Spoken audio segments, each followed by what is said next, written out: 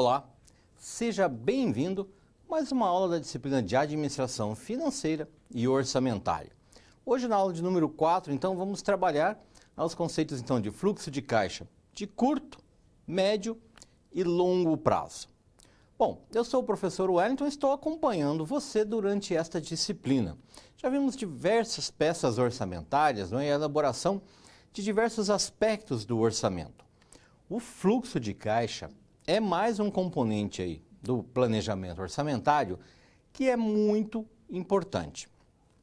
Ele nos possibilita analisar se haverá então um excesso de recursos no caixa ou se haverá uma escassez desses recursos, ou seja, se vai sobrar dinheiro no caixa ou se vai faltar dinheiro no caixa. Esta é uma preocupação, sim, do gestor da empresa, principalmente do gestor financeiro, porque ele saberá, então, se ele terá recursos para investir, caso ocorra, então, uma sobra de recursos no caixa, ou se ele precisará buscar um financiamento. Um financiamento não somente aquele financiamento de banco, né? Para nós, na administração financeira, o termo financiamento significa captar recursos. Ele precisará se financiar.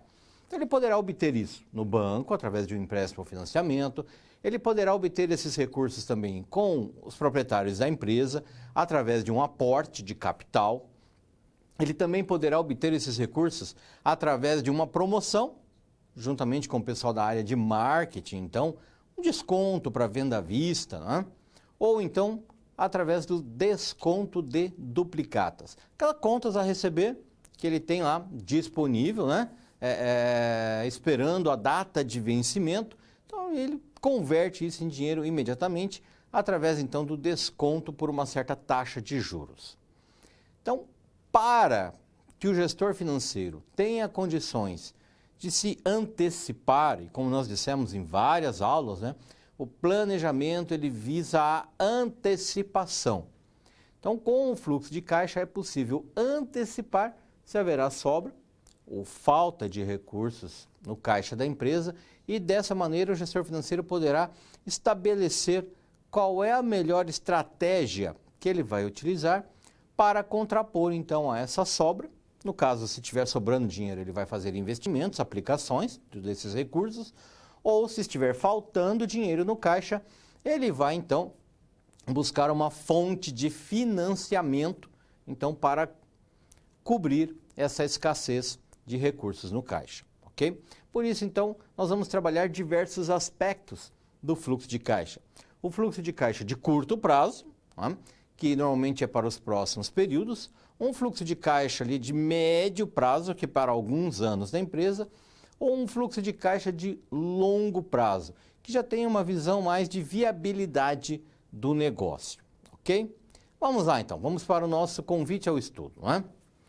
Bom, nesta unidade de ensino, então, estudaremos o planejamento do caixa de curto prazo, esse que tem uma visão mais de tesouraria, né? Ou seja, recebimentos e pagamentos. O de médio prazo, né? Que é um fluxo de caixa mais indireto, ele mostra mais todo um período, né, analisado, e os de longo prazo. Isso vai incluir, então, uma projeção de fluxo de caixa, o orçamento de caixa, o fluxo de caixa, então, pelo método contábil, que é o chamado fluxo de caixa indireto, e o fluxo de caixa pelo método líquido, que é o chamado fluxo de caixa pelo método direto. Ou seja, que nos dá, então, essa projeção do saldo de caixa para os próximos períodos.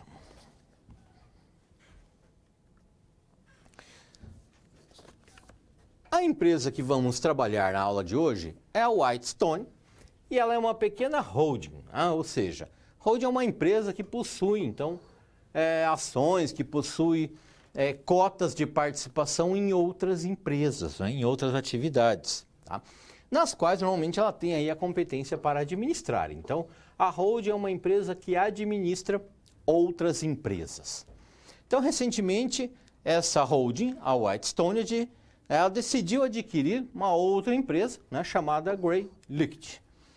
Bom, a questão é que antes de se fazer a compra, a empresa ela resolve fazer uma série de análises, né? A análise de fluxo de caixa, então, é uma dessas análises realizadas antes de se fazer a aquisição, tá? Então, a Whitestone quer saber como anda o comportamento de caixa da empresa no curto e no longo prazo, tá? Da Gray Liquid, então. Conhecimentos prévios, né, que nós devemos ter para um bom entendimento dessa aula. Então, o que é realmente o fluxo de caixa, né, e o orçamento de caixa? Uma distinção, tá, entre o regime de competência, tá, e também o que nós chamamos de regime de caixa, né, que é onde trabalhamos a questão de fluxo de caixa. Os conceitos de curto e longo prazo. Curto prazo sempre até os próximos 12 meses. Longo prazo de 2 a 5 anos ou de 2 a 10 anos. E o que é realmente um fluxo de caixa líquido, ou seja, o fluxo de caixa descontado, que são aqueles conceitos que normalmente são trabalhados na disciplina de análise de investimentos, né? Então, o fluxo de caixa descontado, normalmente ele é aí obtido para se analisar a viabilidade de um investimento, ou seja, no caso a Whitestone, ela está pretendendo investir em uma outra empresa. Será que compensa?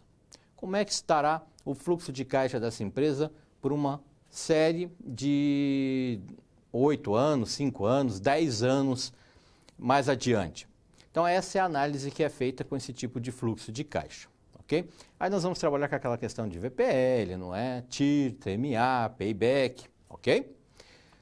Muito bem, vamos dar uma olhada então agora na nossa situação geradora de aprendizagem? Muito bem. Então a Whitestone, que é uma pequena holding, né? Ela pretende adquirir então a Gray Liquid, que é uma fabricante de soluções hidráulicas, né, para grandes empresas. Então, é uma fornecedora de insumos para grandes empresas. Então, a Whitestone ainda não conseguiu determinar quais são as necessidades de caixa que, eventualmente, a Gray Liquid terá, né, para o próximo futuro. Então, o CEO da Whitestone gostaria de saber, né, se após a compra, a empresa terá que injetar mais capital na Gray Liquid. Se tiver que fazê-lo, em quais períodos deverá realizar esses aportes de capital?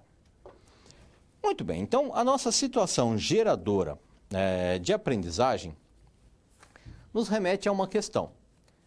A empresa está adquirindo, então, a Whitestone está pensando em adquirir, né, a Gray Liquid, e ela sabe que terá que pagar um valor por essa empresa, pelas cotas da empresa. Mas a dúvida do CEO é: será que depois que eu comprar essa empresa, vamos começar a administrá-la, será que eu vou ter que injetar mais dinheiro no caixa dessa empresa? Será que a empresa ela tem condições de pagar os seus fornecedores, de pagar os seus empréstimos, ou nós teremos que estar fazendo novos aportes de capital para essa empresa? Então, essa é a nossa situação de aprendizagem de hoje. Verificarmos, através do fluxo de caixa da empresa, se será necessário fazer esses aportes ou não, ou se a empresa ela possui uma estrutura um pouco mais sólida, não é financeira, e ela consegue fazer os seus pagamentos regularmente. Ok? Muito bem, para isso então nós vamos verificar aí as nossas 4 situações problemas. Vamos então conhecer a nossa primeira situação problema? Vamos lá.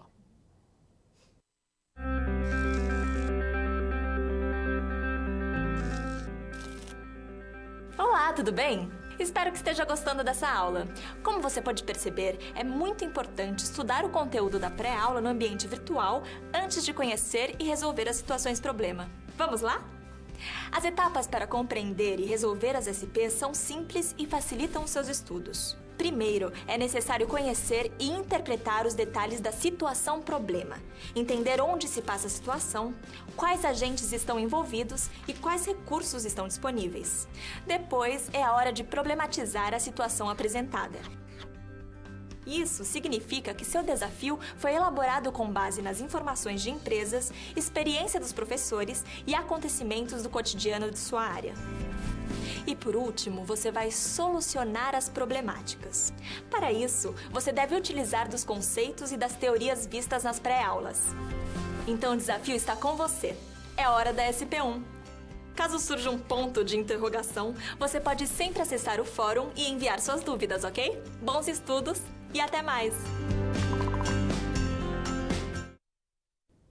Muito bem, vamos agora então aos detalhes da nossa primeira situação-problema. Vamos lá.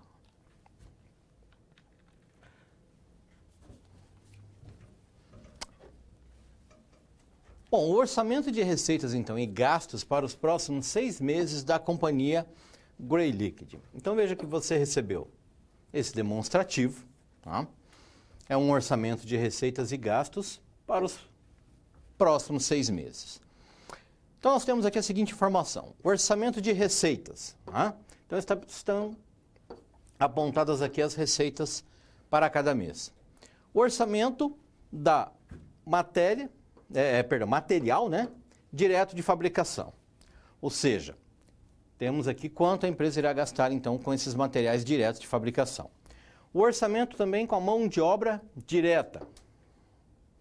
O orçamento com os custos gerais, no caso, são custos fixos, ou seja, eles não se alteram muito ao longo do período. Veja que os valores são um pouquinho diferentes, e isso é normal, tá? Porque existem algumas contas que têm vencimento em um mês, e outras não. Mas elas são independentes do aumento ou não da receita, do aumento ou não da produção e da receita. Por isso são gastos fixos, tá? E nós temos também orçamento de despesas fixas e variáveis. Elas variam ou não com o aumento da produção e vendas. Então, esse quadro já nos mostra aí que a empresa já trabalha com um certo planejamento orçamentário. Então, espera-se que você realize um planejamento de caixa, tá, para a Gray Liquid para os próximos 6 meses, pois essa informação será necessária para realizarmos o fluxo de caixa. Então, precisamos verificar como será esse fluxo de caixa, né, já com as condições estabelecidas no planejamento que a empresa já possui. Algumas informações complementares, né? Então a empresa ainda ela informou o seguinte perfil de pagamento: 25% das vendas no mês são recebidas à vista, 25% após um mês e 50% após 2 meses. Então os clientes dessa empresa pagam, na sua maioria, né, com esses prazos, com esse parcelamento. A matéria-prima é paga metade no próprio mês em que ela é comprada e metade no mês seguinte. Então veja aqui, a empresa ela parcela para os clientes de uma certa forma, mas ela compra dos fornecedores de outra maneira. Ela paga metade no próprio mês, enquanto ela recebe apenas 25% dos clientes, não é? E ela paga os outros 50% no mês seguinte. Então, veja que isso aqui normalmente pode gerar um certo descompasso. Ela paga os seus fornecedores relativamente antes de receber dos seus clientes, ok? Então, por questões trabalhistas, a mão de obra recebe apenas no mês subsequente à produção. Então, apura-se a folha de pagamento, não é? E logo no início do mês seguinte é feito o pagamento, então, dos salários. Os demais custos da empresa são pagos à vista. Então, apresentou-se as faturas, é feita a liquidação. As despesas são pagas na ordem de 30% dessas despesas são fixas e 70% são variáveis. E elas são pagas no mês seguinte à sua competência. Muito bem, com essas informações, então, podemos verificar, né, que é possível se elaborar, então, o orçamento de caixa. Antes, vamos compreender melhor esses conceitos, né? Que é realmente um planejamento de caixa. Bom, ele é uma ferramenta que permite o quê? A empresa reconhecer esse perfil de pagamentos e recebimentos. Justamente essa questão, se ela paga os fornecedores antes de receber dos seus clientes, se ela consegue receber dos seus clientes e pagar ao mesmo tempo seus fornecedores. Então, qual é o perfil dessa empresa? Ela consegue gerar caixa com essa situação de pagamentos e recebimentos? E então entender seus descasamentos. Aqui, na verdade, nós chamaríamos de descompasso. Não é? Isso ocorre o quê? Não é? Quando há um volume de pagamentos maior para serem realizados do que os recebimentos. Tá? Então aí ocorre um descompasso, um descasamento. Né? E aí é necessário então tomar algumas providências. Né? Então antecipar aí possíveis gastos financeiros oriundos dessa situação. Essa situação é muito importante porque quando nós falamos então de planejamento de caixa, nós estamos falando justamente de estabelecer qual será o volume de recursos que irão faltar no caixa. Essa é uma questão muito importante. A empresa tem pagamentos com datas de vencimento. Né? Aqui a questão importante é essa. Qual é a data em que vence esse gasto? E qual é a data em que vamos receber essas duplicatas dos clientes? Então veja que é muito importante termos isso em mente para podermos entender essa questão do descompasso ou do descasamento. Então esse descompasso ele ocorre quando você tem um volume de pagamentos muito superior ao volume de recebimentos. E mesmo que ao volume de recebimentos se adicione o saldo inicial que já existe no caixa, mesmo assim é insuficiente para fazer todos os pagamentos que estão programados. Então aí há um descompasso, porque vai faltar dinheiro. Alguém vai ficar sem receber, ou um fornecedor, né? Ou um credor. Dessa maneira, então, o gestor financeiro, sabendo disso com antecedência, ele poderá planejar como é que ele vai resolver essa situação, esse descompasso, esse descasamento. Se ele vai pegar dinheiro emprestado, se ele vai fazer uma promoção, se ele vai solicitar aos sócios que façam um aporte, porque os sócios normalmente fazem um aporte na empresa, ela passa por esse período onde está faltando dinheiro no caixa e quando começar a sobrar dinheiro no caixa, então esse dinheiro é devolvido aos sócios da empresa. É só um aporte, ele é temporário, era apenas para passar esse período onde o caixa estaria em descompasso. Tá? Mas é importante que isso seja feito com antecedência. E é por isso então que estamos trabalhando nessa questão do planejamento, no caso da empresa, para os próximos 6 meses. Ok? Muito bem, vamos voltar ao nosso caso então. Será possível então prever, né, quando poderá faltar o dinheiro em caixa, né, e quanto vai faltar. Porque uma informação importante é quando, em que dia, em qual semana. E a outra informação também importante é quanto. Qual é o volume de recursos que vai faltar. Se for um volume muito pequeno, isso é uma situação que muitas vezes se resolve rapidamente ou muito facilmente. Agora, se for um volume grande de recursos, fará com que o gestor financeiro, né, tenha mais trabalho para conseguir um determinado volume de recursos. Outra informação que é possível se obter também é quando poderá sobrar os recursos em caixa e também quanto. Quanto vai sobrar? Por quanto tempo esse recurso ficará disponível, então, no caixa da empresa? Lembrando que quando falamos de caixa, estamos falando do caixa em dinheiro, né, que empresas normalmente mantêm, né, mas também do saldo nas contas correntes dos bancos. Tá? Também se somam aí, esses valores quando estamos citando o caixa da empresa. Bom, o regime de competência. O regime de competência é uma questão contábil, né? Ele é realizado pelos registros contábeis, no momento em que os fatos, né, a compra de matéria-prima, a venda de produtos acabados, né, quando esses fatos ocorrem e geram obrigações ou direitos, que é o que nós chamamos de gasto. Se haverá um desembolso, eu terei que pagar por isso, tá? Ou terei que receber de alguém esses valores, há uma obrigação, né, no caso de pagamento, ou um direito no caso do recebimento. Mas aqui na questão contábil, o que importa é a data em que esses fatos acontecem. Se já recebeu, quando vai receber, não é relevante nessa questão para a contabilidade. Ela vai apurar isso, vai se identificar essa informação num outro momento. Mas nesse momento, ela se preocupa apenas com a data em que esses fatos acontecem. Para o gestor financeiro, ele precisa normalmente trabalhar no regime de caixa, tá? Que, diferentemente do regime de competência, ele apropria receitas e gastos não no momento em que eles ocorrem, mas no momento em que são efetivamente pagos ou recebidos. Então veja que aqui estamos falando um pouquinho de passado, né? Quando eu já paguei, estou pagando ou estou recebendo, eu vou lá e registro as receitas e os gastos, tá?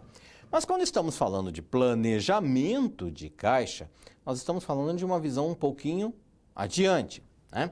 Então ele usa o regime de caixa, que se preocupa com as datas de pagamento ou de recebimento, tá? E não a de competência, para registrar os resultados da empresa. Planejando desta maneira, o caixa realiza então o lançamento das receitas e dos gastos no momento em que eles são, ou no caso, serão recebidos. Então aí nós teremos, com o planejamento de caixa, obtém-se então uma visão de futuro. Quanto a empresa tem para receber nos próximos períodos e quanto a empresa terá para pagar nos próximos períodos. Muito bem, temos aqui então um quadro onde fica resolvida essa situação dos recebimentos.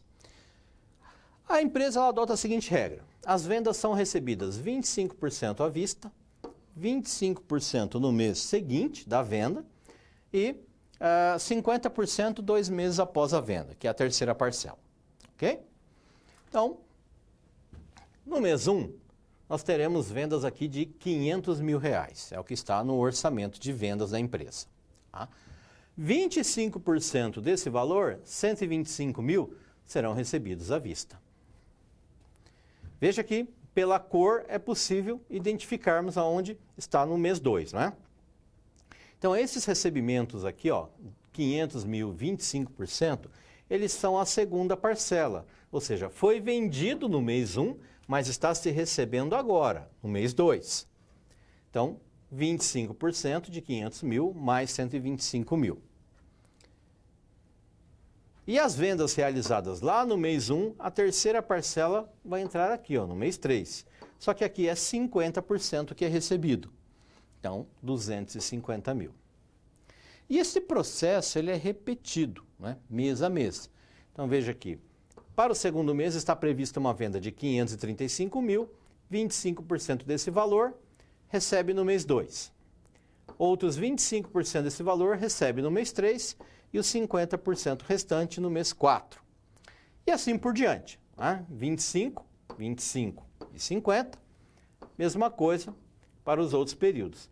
Veja que no caso do mês 5, nós só vamos considerar os primeiros 2 meses, o mês onde é feita a venda e a primeira parcela, no caso a segunda parcela aqui.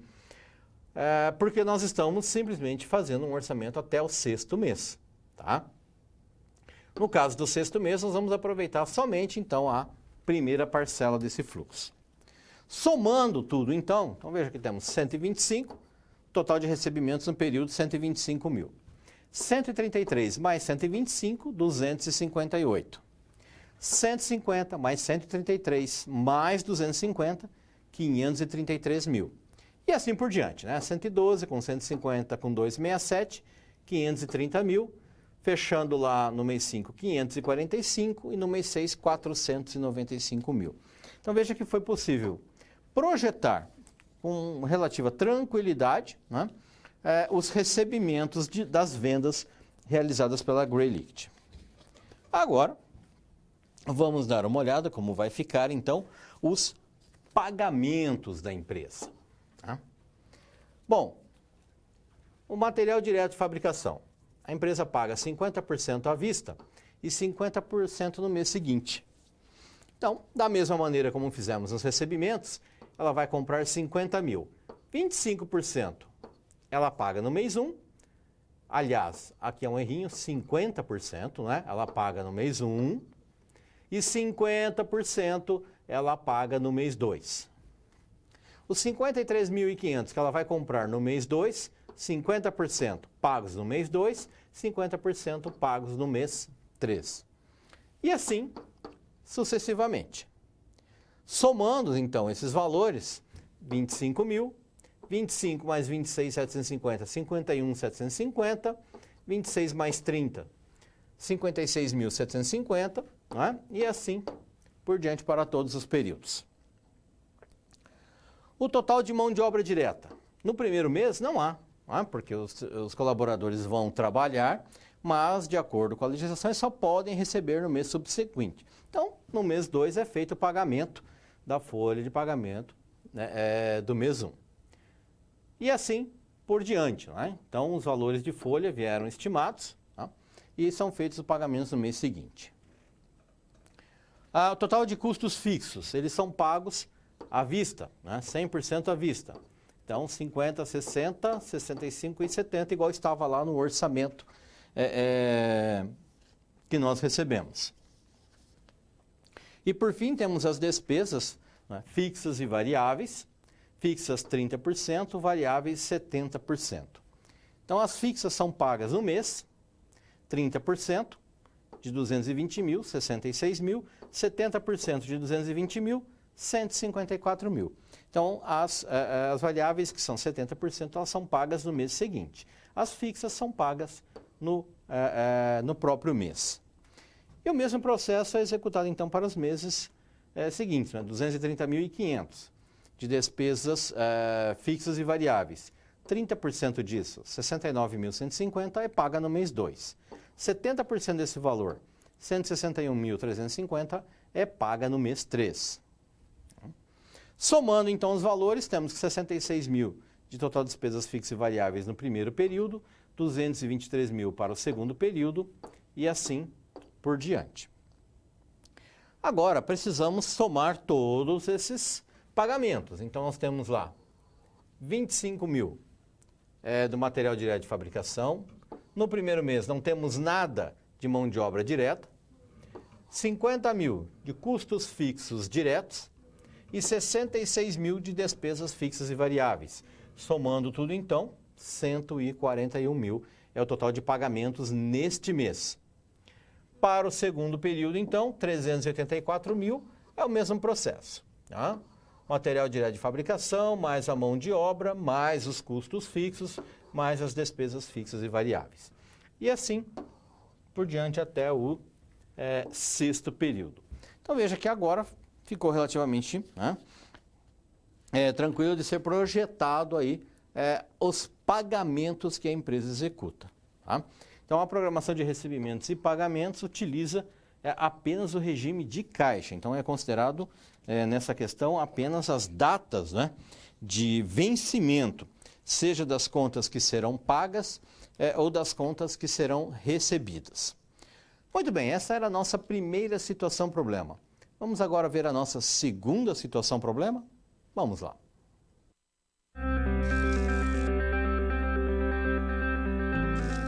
Opa! E aí? Como você se saiu com a primeira SP? Com as dicas que a gente viu, nem ficou difícil, não é mesmo? Você percebeu o caminho traçado para obter uma solução satisfatória? Primeiro, você estuda os conceitos teóricos. Em seguida, você conhece e avalia a situação. E só então, você tem conhecimento suficiente para se empenhar em resolver a situação-problema. Entendeu por que é importante fazer uso de todos os recursos do material didático antes de iniciar as SPs? No ambiente virtual, você encontra textos, web-aulas e vídeos para enriquecer os seus estudos. Vamos para mais um desafio? Boa sorte na SP2 e até mais! Muito bem, vamos agora então ver os detalhes da nossa segunda situação problema. Vamos lá. Temos aqui então uma reunião agendada, né? Foi agendada por você com a pessoal da Greylicht e informou que possui uma linha de financiamento de capital de giro de curto prazo, cujo custo é de 1,5% ao mês. Então, caso a empresa precise se financiar ou seja, vai faltar dinheiro no caixa e ela precise pegar dinheiro emprestado, ela já tem uma linha pré-aprovada, né, já aprovada, na verdade, onde o banco irá emprestar dinheiro para a empresa a uma taxa de 1,5% ao mês. E verificou também que a empresa possui operações de hot money, né, em que é possível investir recursos a uma taxa de 0,8% ao mês. Então, no caso do hot money, se sobrar dinheiro no caixa, o banco vai aplicar esses recursos, né, que estão disponíveis a uma taxa de 0,8% ao mês. Obviamente que é uma questão financeira, né? A empresa ela vai aplicar com uma taxa inferior ao que ela conseguiria para fazer os seus empréstimos, né? Então, quando há aqui as sobras de caixa. Então, todos os investimentos, né, e financiamentos de caixa são pagos, né, ou recebidos, amortizados no mês seguinte. Isso quer dizer o seguinte: se a empresa pegar lá, por exemplo, R$5.000, vai computar os juros daquele período, né? E no mês seguinte ela terá que pagar os R$5.000 que ela pegou emprestado, mais o 1,5% daquele período, né? Que então vai incorrer sobre esse valor. Então veja que são informações importantes, porque o gestor financeiro ele já tem ali até um certo valor, né, que o banco já deixou aprovado, ele já tem ali como fazer, então, o financiamento se houver uma sobra ou uma escassez no caixa. Então, desta forma, né, o senhor confia a você a missão de dimensionar o orçamento de caixa da Greelict pelo período de 6 meses, apontando quando haverá sobras, né, se haverá então essas sobras, ou a necessidade de recursos. Vai faltar dinheiro no caixa da empresa? Quando vai faltar dinheiro no caixa dessa empresa? E algumas informações então são disponibilizadas. Veja que esse quadro aqui, praticamente ele é o mesmo que nós já trabalhamos da situação problema 1, onde nós temos os recebimentos, tá? São os mesmos valores, é a mesma situação, e os pagamentos. Agora apenas com os valores, ele não tem mais aquela explicação toda de onde esses valores foram obtidos, né? Apenas são colocados aqui os valores. Então nós temos uma informação importante: quais serão os pagamentos e quais serão os recebimentos no período.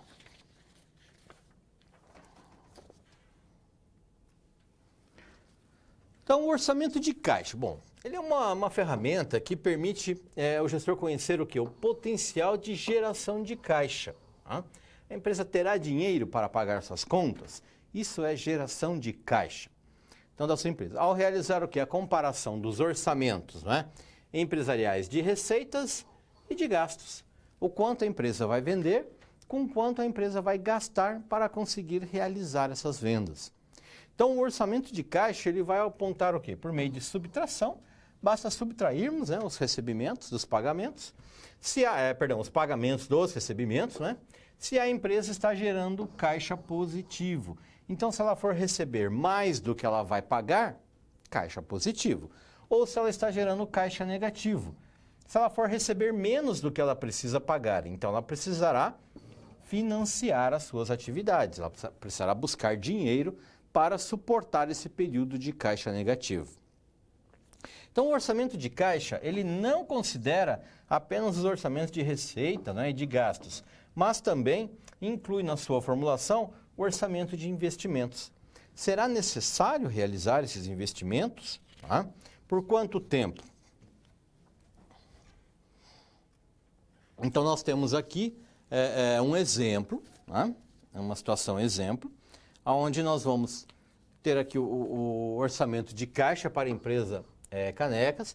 E nós temos 2 meses aqui projetados, né? O mês 1 e o mês 2. O orçamento de receitas 33 mil, o orçamento de gastos 21 e 22.600, o orçamento de investimentos 10 mil e nada, e o orçamento de caixa.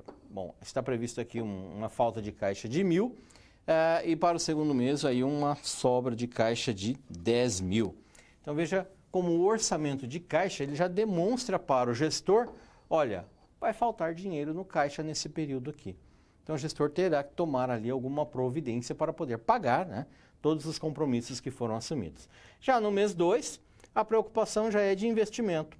Nós precisamos aplicar esses recursos, porque senão eles ficarão parados no caixa. E dinheiro parado, né, ele não gera resultado. Então, se não é necessário na linha operacional da empresa, normalmente então é feita uma aplicação financeira.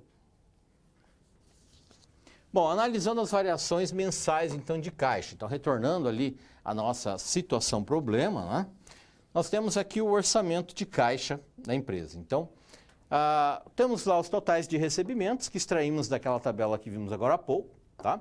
Apenas transporte dos totais, 125 mil. Só que veja bem, vamos receber 125 mil no mês 1 e vamos pagar 141 mil nesse mês. Então, haverá uma falta, né, de recursos no caixa de 16 mil. Vai faltar dinheiro no caixa nesse mês aqui. A empresa terá que captar esses 16 mil reais. Tá? Essa informação de saldo inicial tem um outro quadro mais à frente, onde nós vamos entender melhor como esses saldos são compostos. Num primeiro momento, o saldo, né, final de um mês, né, ele é o inicial do próximo período. Mas ainda nós temos que resolver essa questão. Se a empresa vai pegar 16 mil emprestados, né, vai se financiar com 16 mil, isso terá um juros, né, vão incorrer em juros a serem pagos. Então nós precisamos calcular essa questão de quanto será os juros para cobrirmos o caixa nesse período. Então aqui nós analisamos, né, as necessidades de financiamento. Veja que nós temos aqui um período de 6 meses projetados, né? A necessidade de financiamento e retornos, tá? Então, se a empresa pegar dinheiro emprestado, os juros é de 1,5%. Se ela aplicar os recursos, o rendimento é de 0,8%. No caso do primeiro período, bom, saldo negativo. Saldo negativo, nós precisamos então pegar recursos emprestados. Nós vamos fazer na questão de financiamento. Então, há uma necessidade, né, no primeiro período, há uma necessidade de financiamento. Dessa forma, então, os 16 mil a 1,5%, né, de juros, ele vai gerar um juro a ser pago de R$ 240. Então, esse R$ 240 ele é lançado no mês 2 como pagamento. E também os 16 mil, né, que a empresa está pegando emprestado, também é lançado como um pagamento a ser realizado. Tá? E assim sucessivamente. Veja que no mês 2 também vai faltar recursos. Então a empresa vai se financiar nesse valor e isso vai gerar no próximo mês um juros, que será lançado então como contas a pagar do período, né? Como uma despesa financeira, na verdade, não é? Do período. Ok? E assim sucessivamente. No mês onde haverá, por exemplo, um excesso de dinheiro no caixa, uma sobra de dinheiro no caixa, então verifica-se o que ali? Normalmente vai se fazer um investimento, uma aplicação. E nesse caso vai então render juros. A empresa vai receber juros pela aplicação desses recursos durante esse período. Dessa maneira, podemos finalizar o orçamento, então, de caixa da empresa, verificando o seguinte: o saldo inicial, no primeiro mês é 0, recebimentos 125 mil, pagamentos 141 mil, vamos ter aqui um fluxo de caixa negativo de 16 mil. E como esse fluxo de caixa ele será financiado, ele vai gerar, então, uma despesa financeira de 240 para o próximo período. E ele terá que ser pago no próximo período, por isso ele é transportado o saldo como saldo inicial do próximo período. Então, no mês 2, nós vamos receber 258 mil, vamos ter que pagar 384 mil. Bom, mais um mês negativo, a empresa precisará de 126 mil reais agora. Só que, além desses 126 mil reais, ela também já está devendo esses 16 mil, né? Então, vai gerar um juros, nesse período 2.136, E esse saldo que ela está pegando, então, emprestado, que é o 126, não é? Mais os 16, por isso 142.390, vai como saldo negativo para o próximo período. E assim sucessivamente, né? Então, todo mês é apurado se a empresa vai ter sobra para poder aplicar os seus recursos e se ela irá realmente fazer essa operação ou não, ou se ela terá falta desses recursos. E aí, então, qual será, né, os juros que a empresa irá incorrer para poder, então, resolver aí essas questões de caixa, né?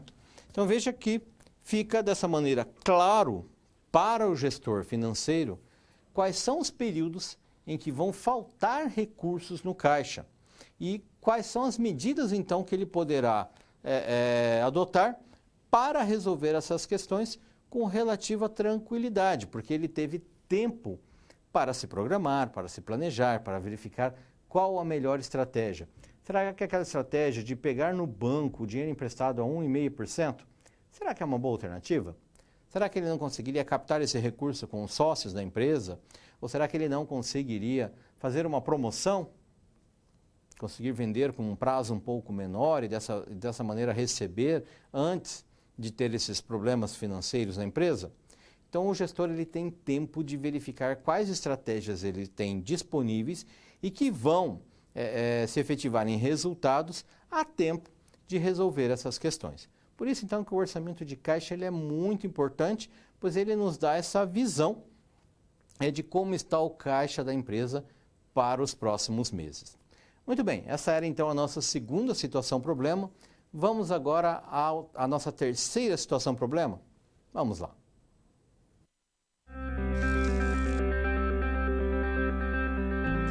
Olá! Agora que você já solucionou 2 das SPs, muitas das teorias vistas na pré-aula fazem mais sentido, não é mesmo? Essa é justamente a função das situações problema, te preparar de forma mais prática para a realidade da vida profissional. Já conhecer algumas das situações que podem surgir no dia a dia faz de você um aluno mais preparado para o mercado de trabalho. Bom, a SP3 já vai começar. Se ficar com dúvida em algo, pode entrar no fórum e enviar sua pergunta, ok? Até mais! Vamos agora, então, à terceira situação problema. Vamos lá. Então, na terceira situação problema, vamos continuar, então, com a proposta, né? Da atividade referente ao caso da Whitestone. Só que dessa vez vamos analisar, né, os demonstrativos contábeis auxiliares para a elaboração aí do demonstrativo do fluxo de caixa contábil. Tá? É o que nós costumamos chamar aí de fluxo de caixa indireto. Vamos identificar, então, a necessidade ou não de recursos através dos demonstrativos contábeis. Ele é muito utilizado para uma análise econômico-financeiro da empresa. Normalmente não é aí aplicável, né, ou utilizável pela tesouraria, tá? Porque ele é um fluxo de caixa que vai comportar aí algumas informações que para a tesouraria seria um pouco complicado de utilizar. Por quê? Porque o objetivo principal é saber quanto a empresa terá de caixa no final do ano e não mês a mês. Ele trabalha só essa questão. Lá no dia 31 do 12, lá no dia 31 do 12, que é quando os demonstrativos são emitidos.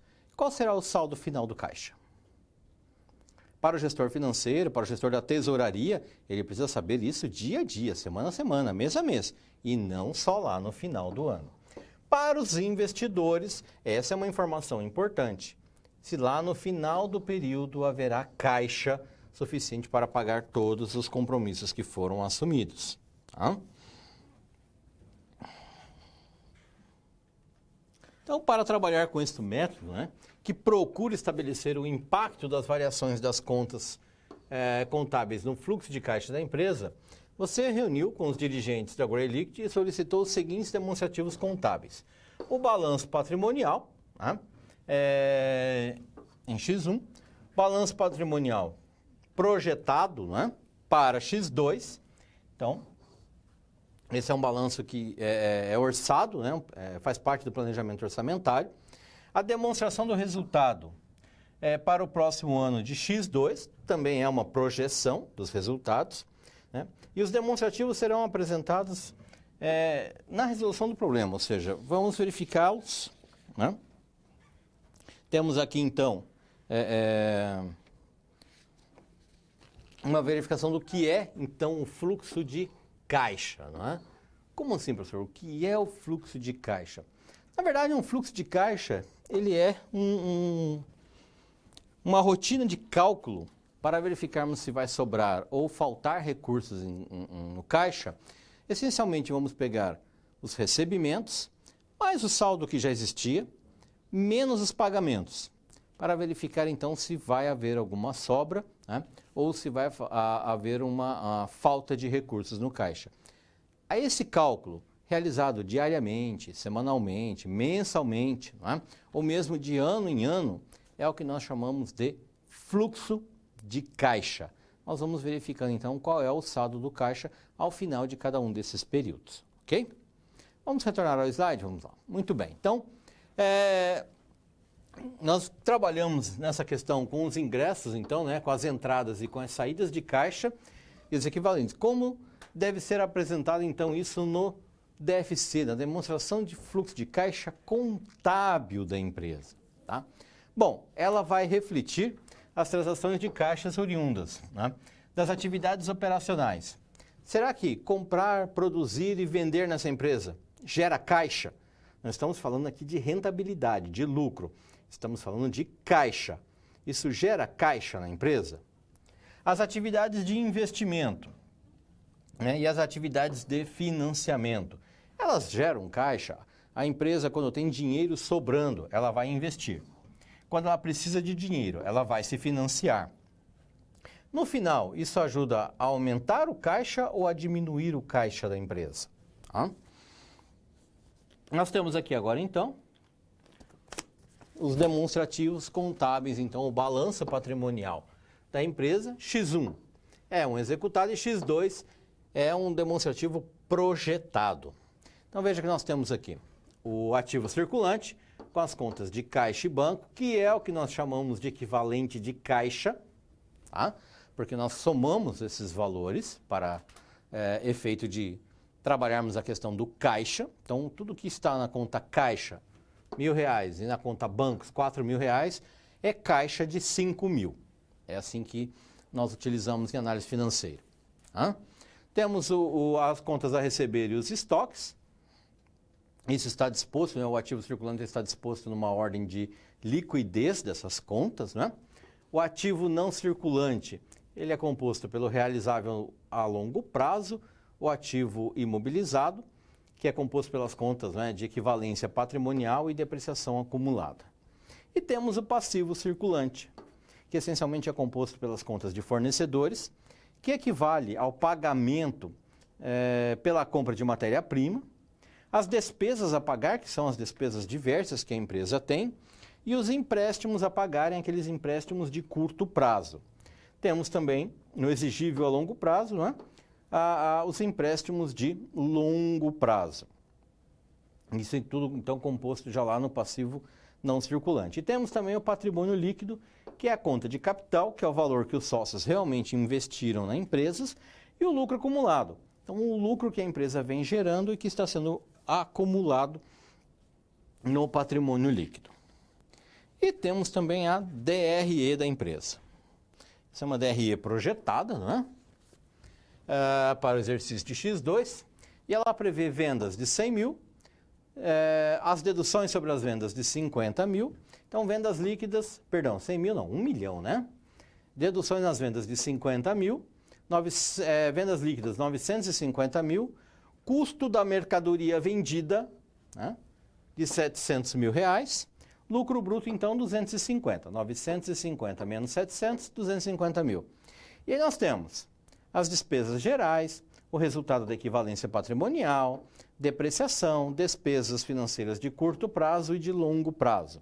Temos então um lucro antes do imposto de renda, a LAIR, né, de 98 mil. E o imposto de renda, a provisão para imposto de renda, né, de 27 mil, o que vai nos dar ali um lucro líquido para o período, então, de 71 mil reais. Uma estrutura relativamente básica, então, de DRE. Muito bem, agora nós temos aqui um modelo, né, demonstrativo de fluxo de caixa indireto, apenas demonstrativo, né, apenas para entendermos a estrutura dele. Então nós vamos calcular o fluxo de caixa para X2. Começamos então pelo fluxo de caixa das operações. Tá? Comprar e vender, as nossas atividades operacionais geram caixa para a empresa? Então com isso nós vamos partir do lucro líquido e vamos somando ou diminuindo, conforme o caso, a depreciação, as despesas financeiras de curto e longo prazo, tá? O resultado da equivalência patrimonial, a variação de fornecedores. Variação nada mais é do que a diferença entre o que havia antes, no saldo inicial da conta, e no saldo final, tanto para clientes, fornecedores, despesas a pagar. E isso vai gerar, então, um fluxo de caixa líquido das operações. O mesmo processo ele é feito, então, para o fluxo de caixa dos investimentos. No caso, ele é trabalhado a questão aqui da aquisição de imobilizado. Houve ali aquisição de imobilizado, tá? E no caso dos financiamentos, né, o pagamento de empréstimos, a aquisição de empréstimos e o pagamento de dividendos. Então, se ocorreram esses fatos, eles são aqui anotados. E aí se verifica, então, ao final desses três fluxos de caixa, o fluxo de caixa final. A conciliação final deles, né, vamos verificar o saldo que havia no disponível, então a variação que havia no disponível, e somamos, então, a esse fluxo de caixa. Muito bem, então agora vamos por etapas, né? Primeiro, então, as atividades operacionais. Vamos pegar lá da DRE os valores, então basta apenas transportarmos, né? Lucro líquido, é a primeira linha aqui no nosso fluxo de caixa, 71 mil, né? Depois nós temos depreciação, 110, despesas financeiras de curto e longo prazo, né? 110, despesas financeiras de curto e longo prazo, e temos o resultado da equivalência patrimonial. Veja que às vezes há uma inversão de valores, mas só porque aqui na DRE ele significava, então, que eram umas despesas, né? E aqui, no caso, ele está indicando se essa conta deve ser somada ou diminuída conforme o caso. Então, temos que só cuidar aí a questão dos sinais, se vai somar ou se vai diminuir esse valor. Já a variação de clientes, né, e a variação de estoques, ela é calculada da seguinte forma. Veja que nós temos aqui, clientes é o contas a receber. Tínhamos 20 mil em X1 e o saldo final em X2 foi de 27.500. Então, houve uma variação de 7.500. Tá? Se pegarmos 20 mil menos 27.500, temos 7.500 negativo. Tá? Esse saldo, então, ele é transportado para cá. Mesma coisa com a conta estoques. Tínhamos 25 mil no final de X1, no final de X2, 50 mil. Variação negativa de 50 mil. Anotamos para cá. Fornecedores, está lá no passivo circulante. Tá? Então, saldo inicial era 30, menos 35 mil, uma variação de 5 mil. Anotamos aqui. Despesas a pagar, era 10, agora foi 12, né? Uma variação de 2 mil. Também anotamos para cá. E depois fazemos, então, a somatória, né? Do que nós tínhamos de lucro líquido, e aí, então, somando ou diminuindo quando for o caso. Apuramos no final, então, o nosso fluxo de caixa das atividades operacionais. Então, o primeiro quadro do fluxo de caixa indireto da empresa está solucionado, né? Temos agora as atividades de investimento, que é o segundo quadro do fluxo de caixa indireto. Esse segundo quadro, então, nós vamos pegar lá o imobilizado, nós tínhamos 550 mil, ao final de X2, 624 mil, essa informação está lá no ativo não circulante, tá? Então, nós tivemos uma variação de 74 mil. Então, a aquisição de imobilizado de 74 mil, tá? Veja que nós não lançamos o total da conta, nós lançamos apenas a variação que houve no período. Então, o fluxo de caixa das atividades de investimento, 74 mil. Já o fluxo de caixa das atividades de financiamento, perdão, nós vamos buscar, nós temos aqui o nosso quadro das atividades de investimento, agora ele está aqui em cima, no nosso slide. E o primeiro valor nós vamos buscar, então, da DRE e do passivo circulante. Veja que nós temos aqui empréstimos, uma variação de 10 mil. Então, a empresa devia 30, agora ela deve 10. Então, uma variação de 10. E temos aqui despesas financeiras de curto prazo que foram pagas de 17 mil. Então, 10 mais 17, 27 mil. Aquisição de empréstimos de longo prazo. É o mesmo processo. Nós temos aqui o empréstimo de longo prazo, era 75, agora 87, variação de 12. Mais 25 de despesas que foram pagas, né? Então, menos 25 com 12, uma aquisição de empréstimos de 13 no final. Pagamento de dividendos, 53.500. Nós vamos então pegar aqui o lucro líquido de 71 mil, né? E vamos diminuir dele os lucros, a variação do lucro acumulado. Tá?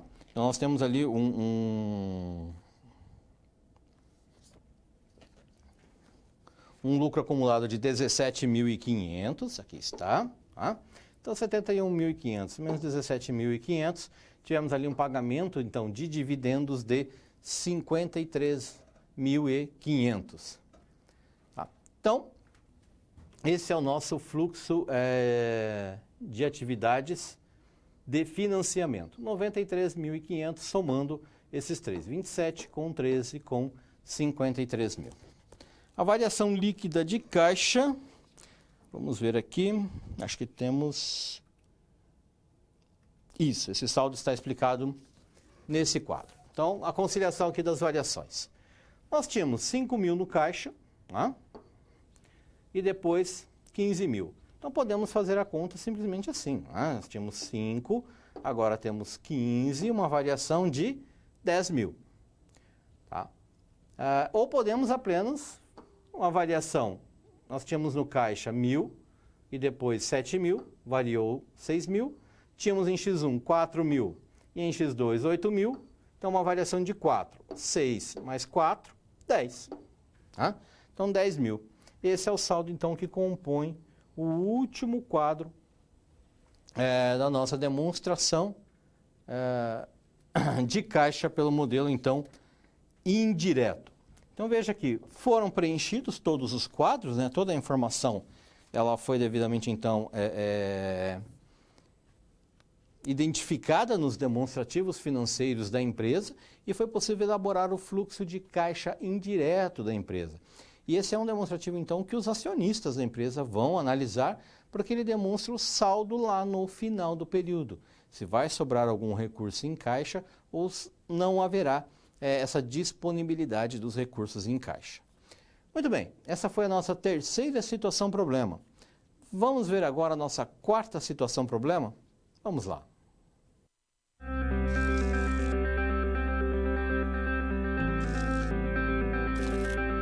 O trabalho de um bom profissional é a soma de conhecimento e experiência. O conhecimento você obtém estudando a pré-aula, tirando dúvidas no fórum, acessando as webaulas, ou seja, fazendo bom uso dos materiais oferecidos aqui no ambiente virtual. Já para ter experiência antes mesmo de ir para o mercado de trabalho, você precisa se empenhar na resolução das SPs. Lembre-se, quanto mais você se dedicar, analisando com atenção, fazendo anotações na hora de levantar hipóteses, procurando diferentes soluções até obter a melhor, mais preparado você estará para desempenhar sua profissão. Você já resolveu 3 desafios, mas ainda falta a SP4. Se dedique, hein? Vamos agora então conhecer a nossa quarta situação problema. Vamos lá? Muito bem, então a nossa quarta situação problema, temos que um cenário econômico do país, né? Então é levada essa questão em consideração. E temos a questão do custo econômico de capital, ou seja, do custo de capital. Ou seja, obter esses recursos há um custo em se utilizar o dinheiro. Né? Então, esse custo de capital ele se altera constantemente em função da demanda pelos recursos. Porque não é só a Whitestone ou a Gray Liquid que está precisando de recursos. As empresas, de uma maneira em geral, não é? As pessoas físicas, de uma maneira geral, estão demandando esses recursos.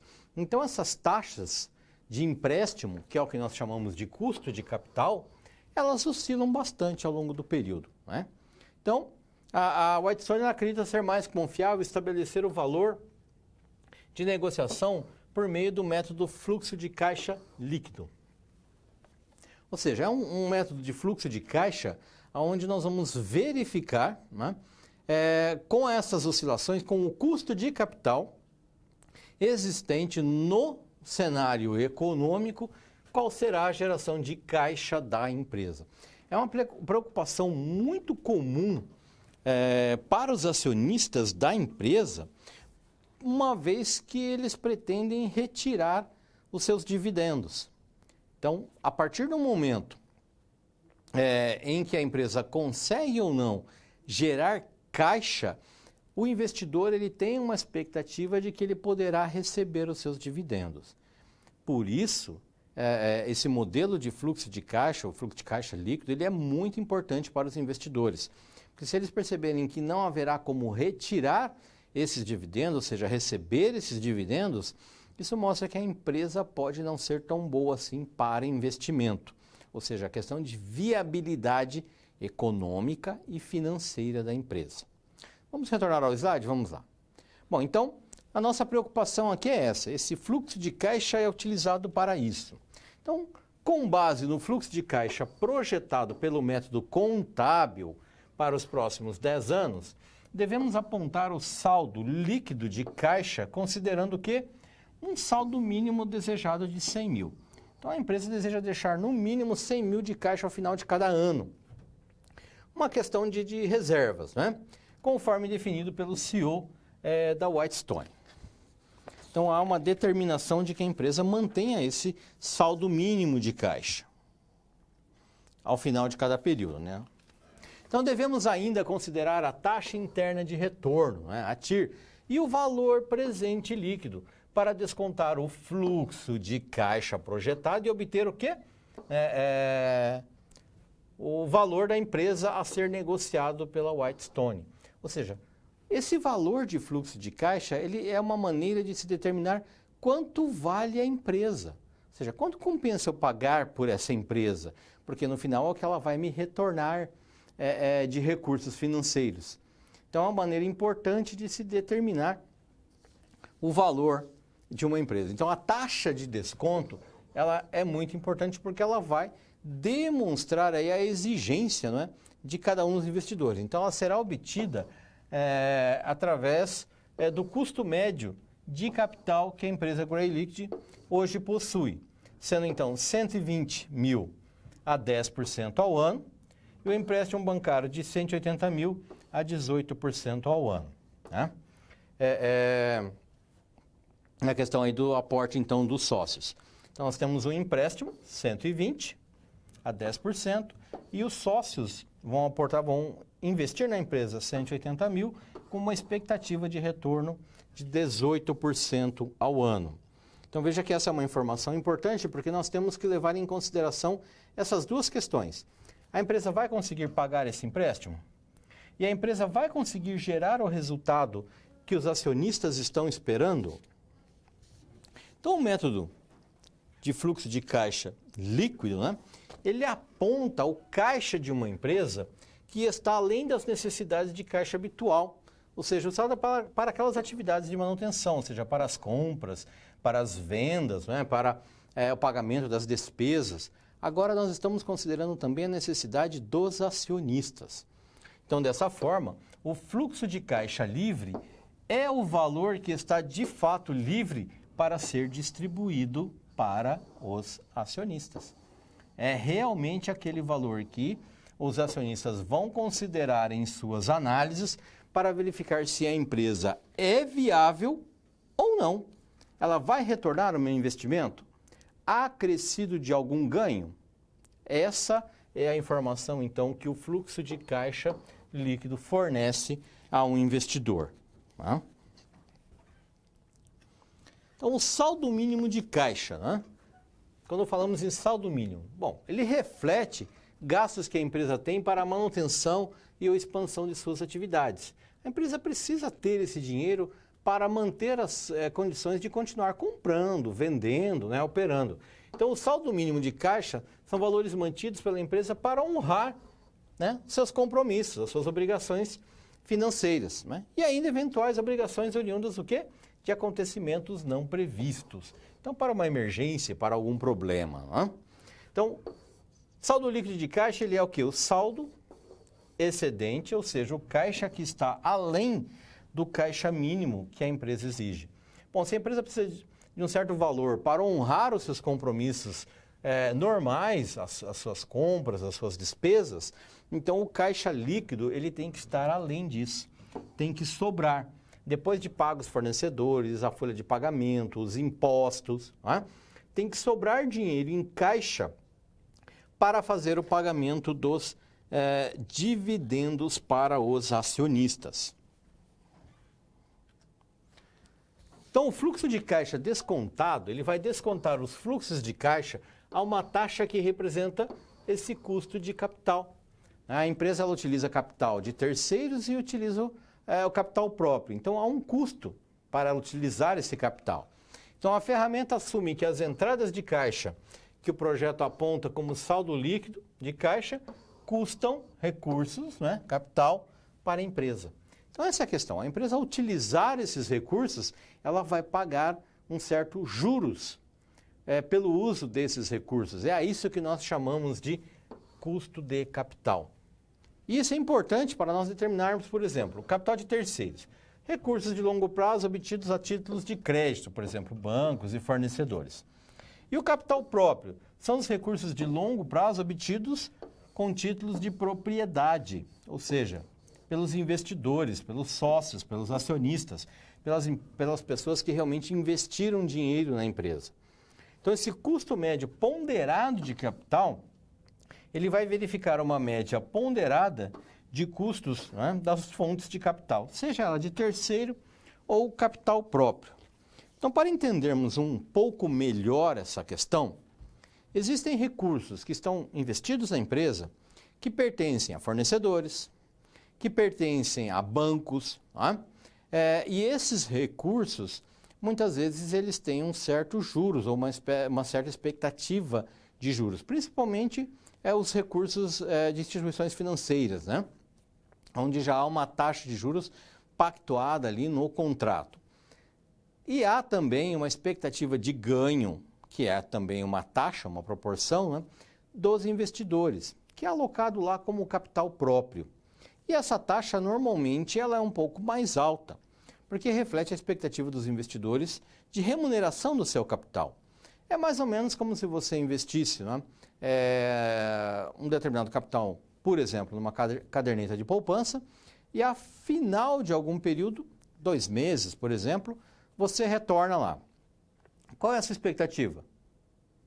Exatamente, ter o seu dinheiro disponível lá para saque e mais os juros que foi acumulando durante o período.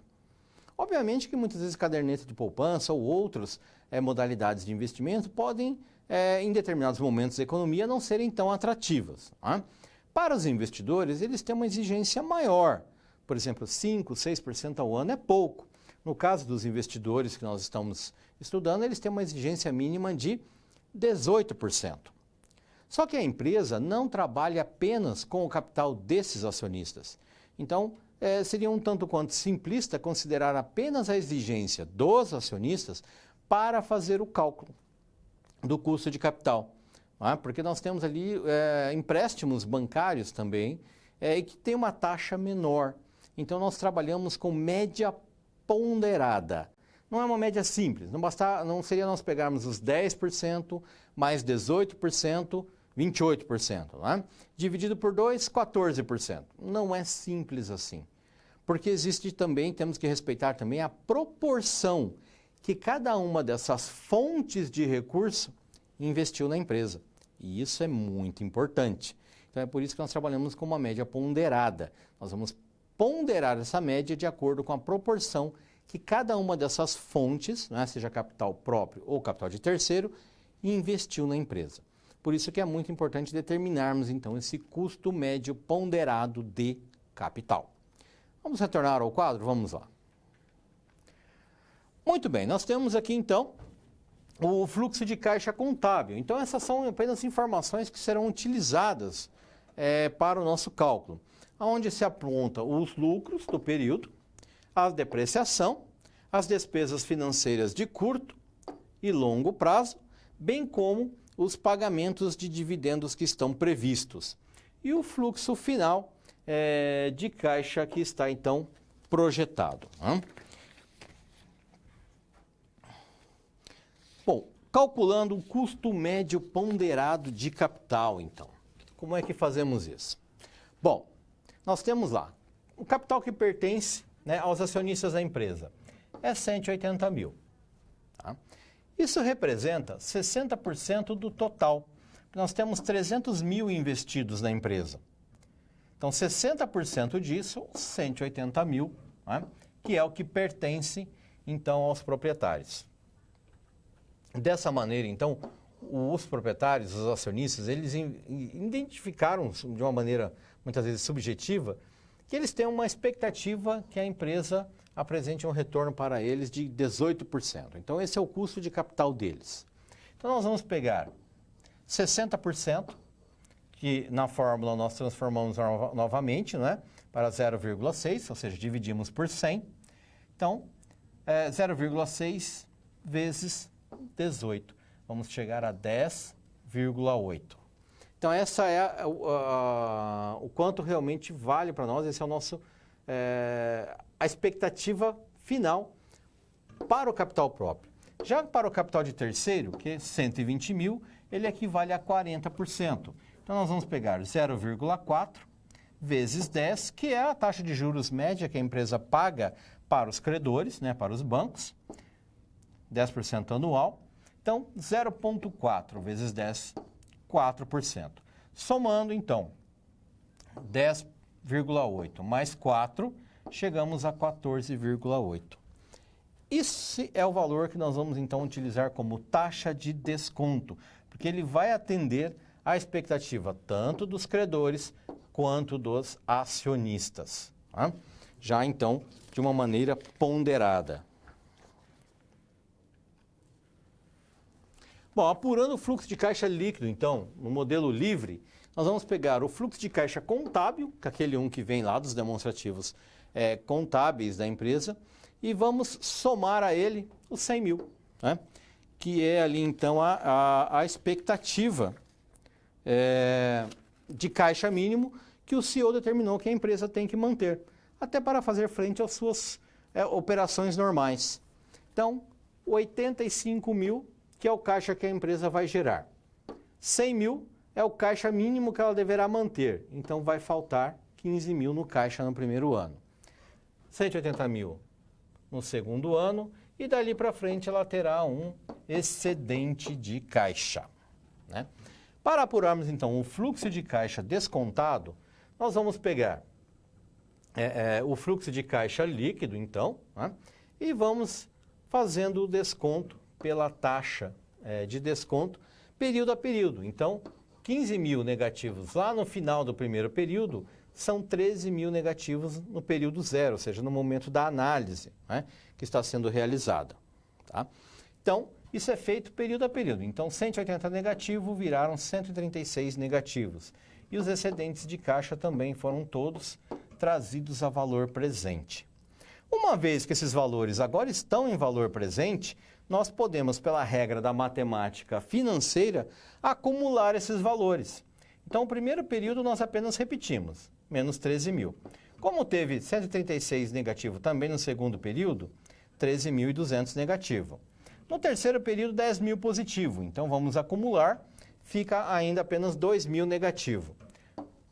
Lá no quarto período, tivemos um valor presente líquido de 20 mil negativo, 20 mil positivo.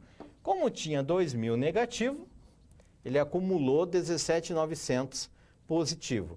E dali para frente foi apenas somando, né? Chegando lá no último período em 265.812. Então, esse é o valor negociável da empresa. Esse é o que realmente a empresa vale para os investidores, para que eles façam a sua análise se compensa investir R$265 mil nessa empresa para recuperar, então, os dividendos que estão propostos nos demonstrativos. Tá? Esse cálculo, ele também pode ser realizado utilizando-se aí o recurso de uma calculadora financeira, né? Pode ser aí, por exemplo, né, uma HP12C. Tá? Então, nós podemos aqui, e tem outras marcas também, outros modelos de mercado, né? Veja que como não está estabelecido um investimento inicial, porque é justamente isso que estamos buscando identificar qual seria o valor a se pagar por essa empresa. Tá? Então, nós temos aqui apenas os fluxos de caixa de cada período. Então, nós digitamos o valor, ativamos a função G da calculadora, né, para ativarmos aqui, a tecla G da calculadora, para ativarmos então as funções que estão em azul. Então, a tecla G ela ativa as funções em azul e o CFJ, né, aliás, CF0 aqui, CFJ está no Payment. E aí, a cada período, nós vamos então trabalhando da mesma forma. O valor, ativamos a função em azul, CFJ. Lá no final, nós digitamos a taxa de desconto, que é I, né? F para ativarmos as funções em amarelo, NPV para calcularmos então o valor final de caixa. E vamos verificar que com esse cálculo, vamos obter exatamente o mesmo valor. Né? Então, a calculadora científica ela vai nos dar exatamente o mesmo valor. Que para um investidor, nada mais é então do que o valor que seria significativo ele pagar por essa empresa para obter os dividendos que estão propostos ali no planejamento orçamentário. Muito bem, essa era então a nossa quarta situação problema. Vamos verificar agora outras situações? Vamos lá.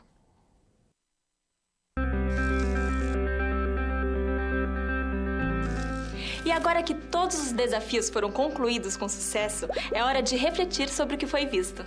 O objetivo das SPs é ampliar o seu conhecimento e te ensinar a como utilizar na sua realidade profissional os conceitos vistos aqui. Essa é uma metodologia que exige muita proatividade e empenho da sua parte, já que segue o modelo de uma das tendências mais avançadas no mundo, a sala de aula invertida. E em contrapartida, vai te transformar num profissional diferenciado e mais qualificado para desempenhar as funções da sua profissão. Por isso, faça bom uso dos materiais e das interatividades oferecidas. Não deixe de acessar o seu ambiente virtual e completar a sua pós-aula, ok? Cada parte do processo é essencial para a sua aprendizagem. Até mais! Muito bem. Numa outra situação ou em novas situações, nós podemos ver que os modelos de fluxo de caixa, eles são aplicáveis, não é? Em determinados contextos. Por exemplo, a tesouraria. Ela vai usar ali o fluxo de caixa direto, ela precisa utilizar então as datas de vencimento, ela precisa saber exatamente quando ocorrerão os pagamentos e quando ocorrerão os recebimentos. Já uma análise dos investidores, eles vão querer verificar se a empresa vai gerar e qual é o caixa que ela vai gerar ao final do período. Por isso então para eles é importante a demonstração do fluxo de caixa, obtida pelo método indireto, por aquele método contábil, onde nós utilizamos o balanço patrimonial e a demonstração do resultado do exercício para elaborarmos ali a nossa demonstração de fluxo de caixa. E, por fim, verificamos ali o fluxo de caixa livre, né, ou líquido. Esse fluxo de caixa ele é utilizado quando os investidores estão justamente verificando se compensa ou não adquirir determinada empresa. justamente para verificar qual é o valor que compensa pagar por aquela empresa. Então veja que em cada um desses modelos de caixa existe uma aplicabilidade e, sim, são muito utilizados no contexto empresarial. Muito bem, da minha parte então era isso. Qualquer dúvida, mande para o professor durante o chat das aulas atividades, no fórum ou por e-mail. Muito obrigado e até a próxima.